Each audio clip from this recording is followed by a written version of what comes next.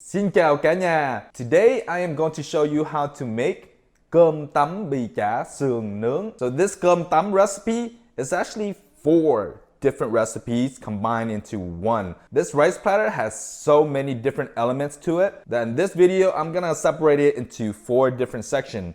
So you can skip any parts if you already know how to do certain parts. First part is how to marinate our pork chop for our cơm tấm sườn. Second is how to make our bì, shredded pork skin salad, I guess. Third is how to make the chả, which is the steamed pork meatloaf.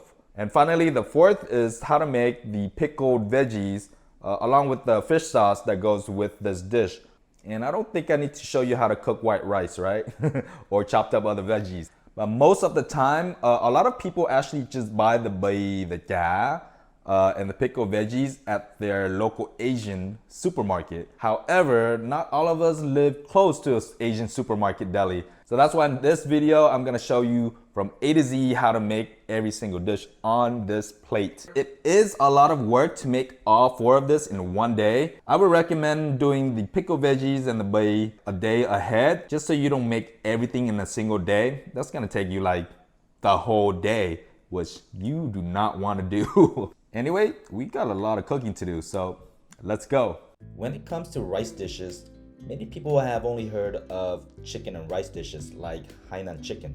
But I gotta tell the non-Vietnamese people about our rice dish that, in my opinion, is so much better than Hainan chicken and rice. Cơm tấm, or broken grain rice that's served with your choice of meats, sides, and toppings. Kind of like a Vietnamese version of the Japanese bento box if compared in a way. Most places actually just use regular jasmine rice now instead of the actual broken rice. It's what they call cơm bình dân. Cơm is rice, and bình dân, which is the commoner or regular working class people. These rice dishes is usually what people stop in to have a cheap lunch that have all the protein, carbs, and veggies they need. The most popular cơm tấm combination is bì chả sườn nướng. Of course, the plate has other fresh and pickled veggies and toppings with it too. When it comes to making cơm tấm, it's not just one recipe.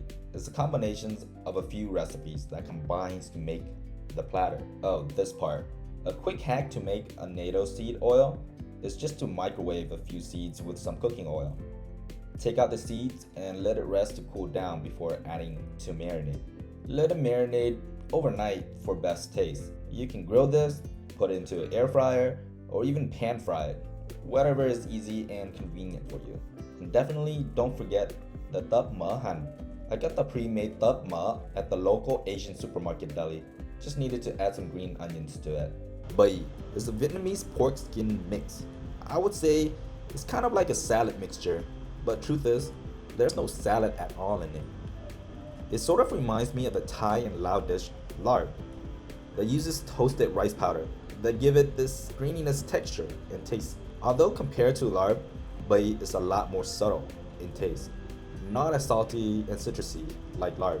A good bì should be fluffy and bouncy in texture, a slight aroma of toasty garlic, a hint of saltiness, and umami. This goes extremely well when mixed with rice and a good fish sauce mix. Bì not only goes good with rice, but also pairs excellent with bánh mì and when rolled up into a spring roll.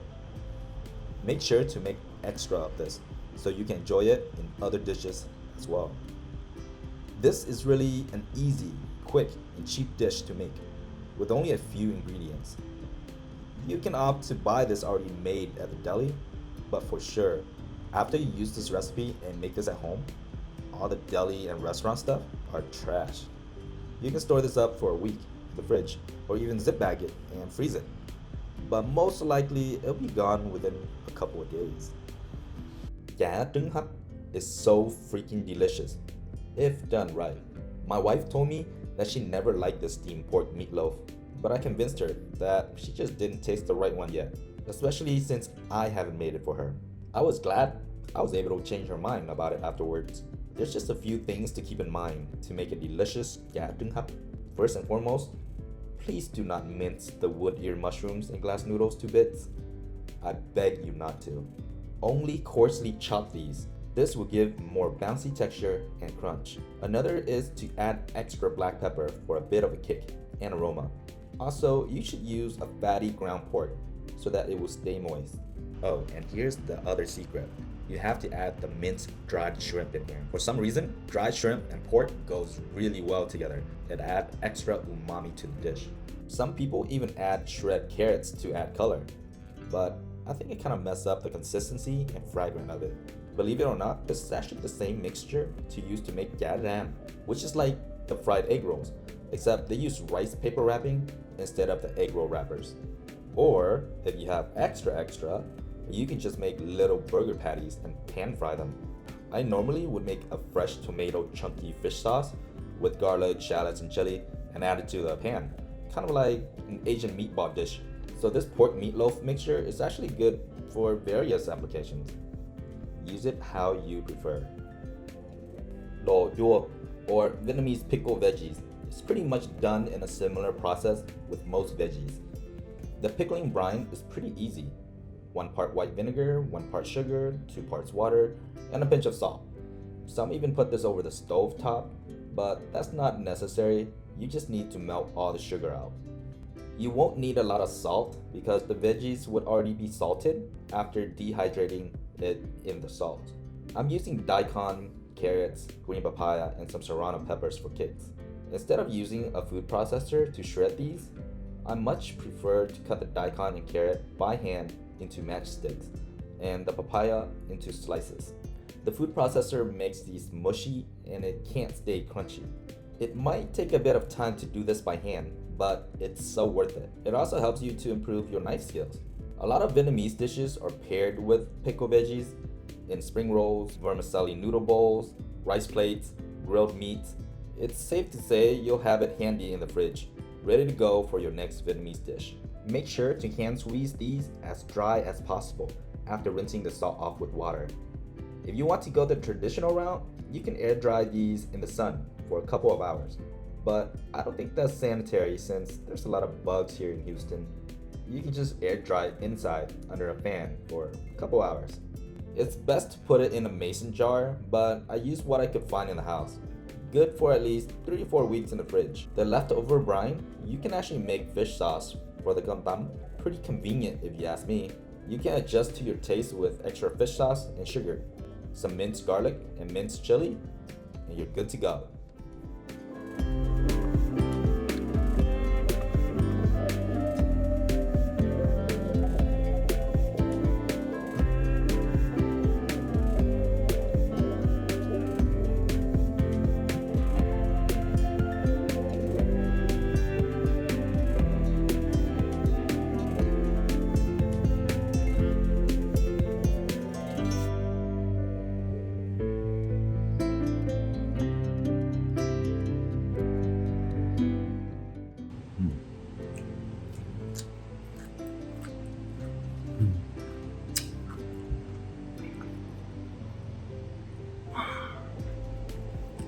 So cute is this.